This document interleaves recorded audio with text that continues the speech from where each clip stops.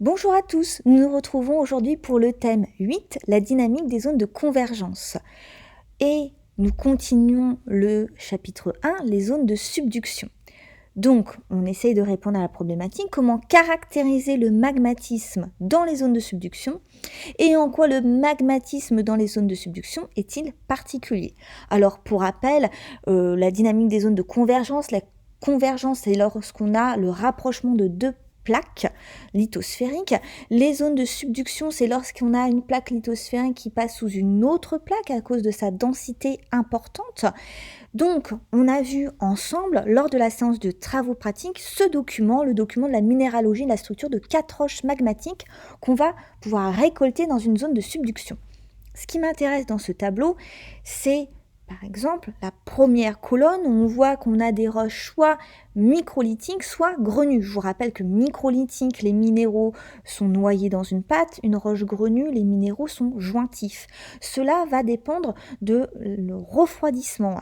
Ça correspond à la dernière colonne, c'est à la droite, un refroidissement rapide, ça va former des roches volcaniques, donc avec une structure microlithique, alors qu'un refroidissement lent, en profondeur, ça va donner une roche grenue. Donc, en fonction du type de refroidissement, on a des roches avec des noms différents. Mais ce nom va également dépendre de la composition en minéraux. Ça correspond aux colonnes centrales. Si on a un magma moyennement riche en silice, donc entre 52 et 63%, regardez, c'est la dernière ligne, la chimie du magma. Dans ces cas-là, on va plutôt avoir des minéraux qui vont être le feldspath plagioclase, pyroxène, amphibole ou encore mica blanc, la muscovite, et mica noir, la biotite. Alors que si le magma s'enrichit en silice, comme par exemple ici on vous propose entre 68 et 73% de silice, on a des roches, vous voyez, qui ne sont plus grises, mais qui vont être plutôt beige, qui vont être plus claires, parce que la silice SiO2 a une structure qui fait qu'elle est vraiment transparente, très claire. On en a déjà vu en TP il y a quelques mois ensemble. Donc, dans le cas où on a un magma qui est riche en silice, on peut observer en plus du feldspath plagioclase, en plus du mica, en plus de l'amphibole, deux autres minéraux qui vont être particulièrement clairs, le feldspath orthose et le quartz. Donc, en fonction de temps de refroidissement, soit à la surface, soit en profondeur, mais également en fonction de la concentration en silice, on va avoir des roches qui vont être différentes. Sous le tableau, vous avez une photo avec l'éruption du mont Sainte-Hélène. Donc c'est dans l'état de Washington, à l'ouest des États-Unis, ici en 1980. Qu'est-ce qu'on voit? Il y a près de 3 milliards de mètres cubes de roches. C'est l'équivalent d'un cube de 1,4 km de côté quand même, qui vont dévaler en avalanche sur le versant nord de ce volcan. Donc quand on voit la quantité de matériaux émis, on se rend rapidement compte de l'utilité d'étudier ces roches qui vont être émises lors de ces éruptions volcaniques. On en est arrivé à la fin du TP au bilan 1A, comme quoi la lithosphère océanique, donc c'est-à-dire qui comprend la croûte océanique, environ 10 km d'épaisseur, plus le manteau supérieur lithosphérique. Cette lithosphère océanique, elle va plonger en profondeur au niveau d'une zone de subduction à cause de la densité qui augmente, et ça va être le siège d'un magmatisme sur la plaque chevauchante. Du coup, c'est ce qui correspond au schéma que vous avez en bas à gauche.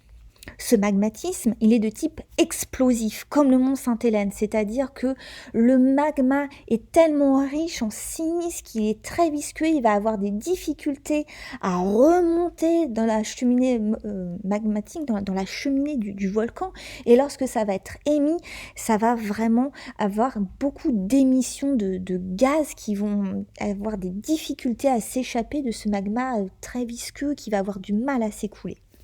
Les roches mises en place montrent une diversité pétrologique. Donc la pétrologie, c'est l'étude de la formation et de la transformation des roches. Ici, c'est vraiment de la formation des roches.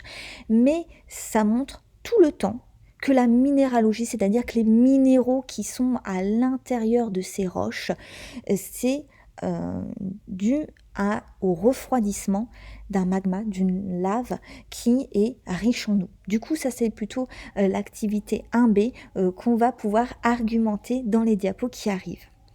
Donc, magmatisme dans les zones de subduction, un volcan de type explosif, alors qu'on avait vu avec l'étude d'Hawaï un volcanisme de point chaud, plutôt des volcans qui sont dits effusifs, des volcans rouges. Ici, si je poursuis mon activité 1B, l'origine du magmatisme dans les zones de subduction, on voit les magmas qui résultent d'une fusion partielle du manteau sont pauvres en silice.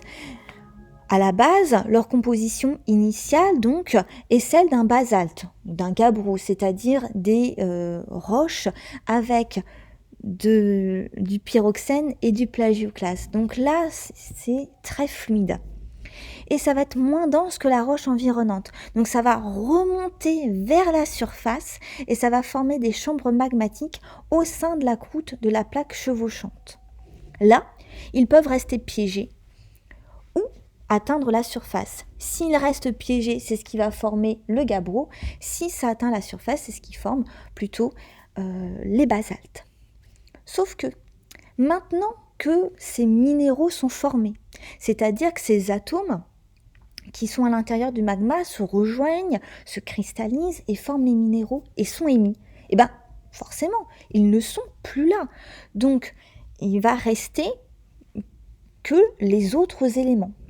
C'est ce qu'on voit avec le texte qui est en bas. Lors du refroidissement de ces magmas, les minéraux les plus pauvres en silice cristallisent en premier, donc on a dit pyroxène, plagioclase, puis un petit peu d'olivine. Le magma résiduel, donc qui reste ici dans la chambre magmatique, devient de plus en plus riche en silice. Ce phénomène de différenciation magmatique, ce qu'on appelle la cristallisation fractionnée, permet d'expliquer la formation d'une grande variété de roches, dont on en a vu quelques-unes tout à l'heure, alors qu'à la base, il y avait un magma de composition basaltique. La composition du magma peut aussi être modifiée par contamination, c'est-à-dire que lorsque le magma remonte dans la cheminée, ça peut prendre des roches dans la structure encaissante de cette cheminée et donc contaminer le magma. Du coup, on voit en bas à gauche qu'au départ, on a de la péridotite, donc c'est notre roche qui compose le manteau, qui peut rentrer en fusion partielle.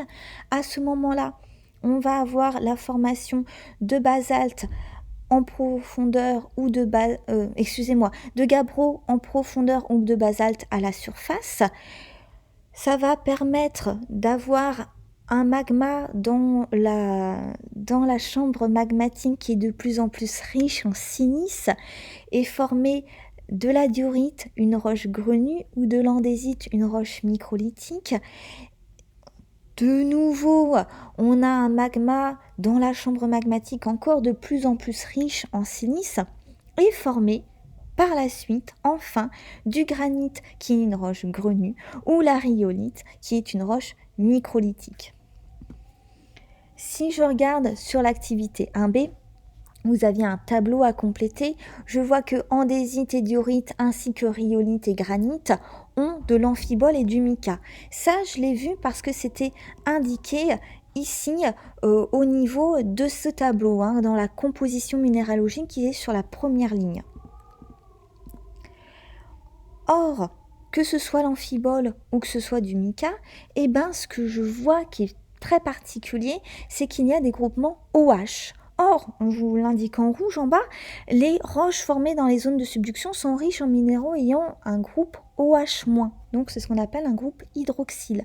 Et on dit que ces minéraux sont hydroxylés ou hydratés, puisque OH-, en fait, ça ressemble à H2O.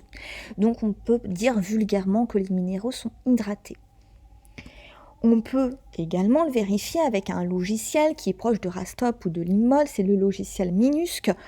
On voit que l'amphibole, il y a des groupements hydroxyles qui sont encadrés en blanc, mais il y a également au niveau du mica. Alors je vous rappelle que les sphères rouges correspondent à de l'oxygène et les sphères blanches à de l'hydrogène. Donc, amphibole, mica, qui sont des minéraux à l'intérieur des roches qu'on trouve au niveau des zones de subduction, contiennent ces groupements hydroxyles. Alors du coup, on peut se demander quelle est l'origine des fonctions hydroxyles, des groupes hydroxyles présents dans les roches magmatiques des zones de subduction.